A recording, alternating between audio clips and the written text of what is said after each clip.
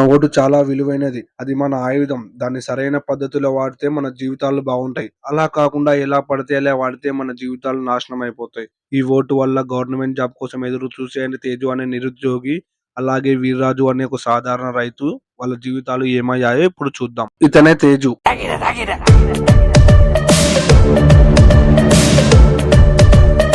Hi sir, welcome to Plan Studios.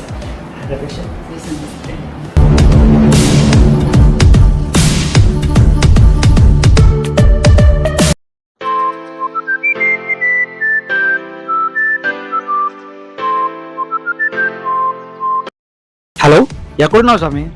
ఇక్కడ మరదలు పెండ్లి అయిపోతుంటే ఎక్కడున్నావు స్వామి? ఏమన్నావు? ఆద్యకి పెండ్లి అయిపోతుందా? ఏం మాట్లాడుతున్నావు స్వామి? వస్తున్నాను. నా ఆద్యం నాకు లేకుండా చేశారు కదా. ఉద్యోగం సద్యోగం లేకుండా ఊర్లు తిరిగేవాడివి నీకెవడిస్తారు అమ్మాయిని? ఎంత అన్యాయం చేసావమ్మా, నాకు ఎంత అన్యాయం చేసావు. ఉద్యోగం సంపాదన లేని నీకు మా అమ్మాయిని ఎలా ఇస్తామనుకున్నావురా?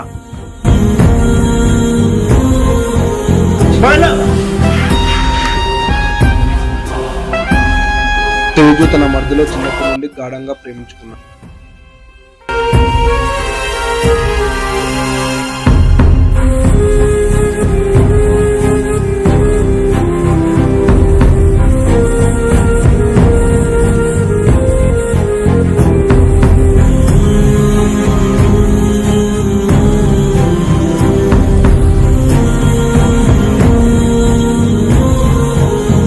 హాయ్ మామా. ఏమన్నాడు? ఎప్పుడొచ్చావు? సరే, నీ నోటిఫికేషన్ ఏమైంది? వస్తుంది మామా, ఇస్తా అంటున్నాడు. వస్తుంది మామా. ఆద్యానిచ్చి నాకు ఎప్పుడు పెళ్లి చేస్తావు? ముందు నీ ఉద్యోగం సంపాదించావు పోయి, తర్వాత చూద్దాంలే. అమ్మా ఆద్య, మీ బావ వచ్చాడు. బావా బావా, మా నాన్నతో మాట్లాడావా మన పెళ్లి గురించి? ఎప్పుడు అన్నాడు?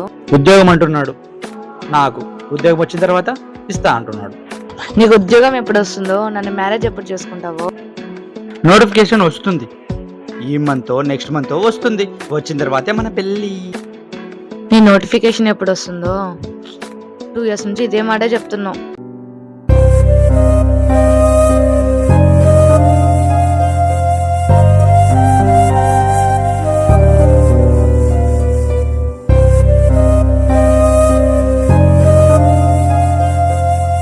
ఆగాగు, ఒకసారి నేను చెప్పేది నువ్వు తర్వాత నీ ఇష్టం. ఇతనే వీర్రాజు.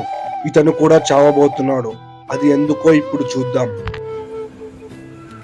ఓకే, వెళ్ళొస్తా. జాగ్రత్త. ఒక రైతు పంట పండించడానికి ఎంతో కష్టం ఉంటది. విత్తనాలు చల్లి నీరు పెట్టి రేయింపగలు ఎంతో కష్టపడితే గాని పంట చేతికి రాదు.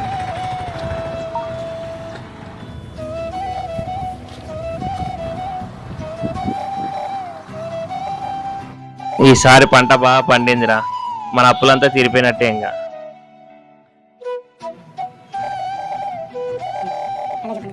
ఈసారైనా మన పంట బాగా పండి అప్పులన్నీ తీరిపోయి ఈ కష్టాల నుండి బయటపడితే అంతే చాలు బావ. ఇప్పుడు దాకా దేవజాల అంతా బానే ఉంది, ఇక ముందు కూడా బానే ఉంటే చాలు.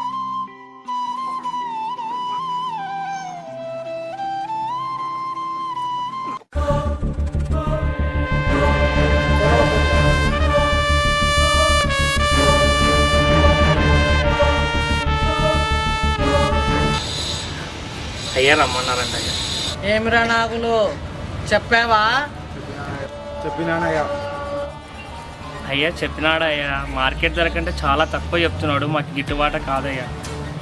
ఏమిరా నాగులు, సమాజంలో తిండికి లేక కొందరు, తినేది అరక్క కొందరు ఉంటే ఈడేమిరా డిమాండ్ చేస్తాడు? మనం ఇచ్చిందే రేట్ అని చెప్పు. వానికి తిక్కగా చేస్తే నరాలు తీస్తా అని చెప్పు. అయ్యా, మీరు ఇచ్చే రేటుకి మాకున్న అప్పులకి రెండింటికి తూగదయ్యా. ప్రభుత్వం మాది, మేము పెట్టిందే రేటు, మేము ఇచ్చిందే డబ్బు. తీసుకొని దొబ్బే. అయ్యా కాదయ్యా, మాకు గిట్టుబాటు కాదయ్యా. ఇచ్చింది తీసుకొని దొబ్బే.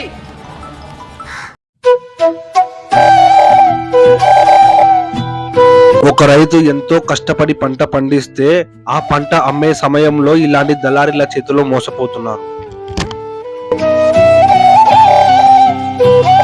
ఈ అమౌంట్ నువ్వు తీసుకొని వెళ్ళు, నేను వస్తా.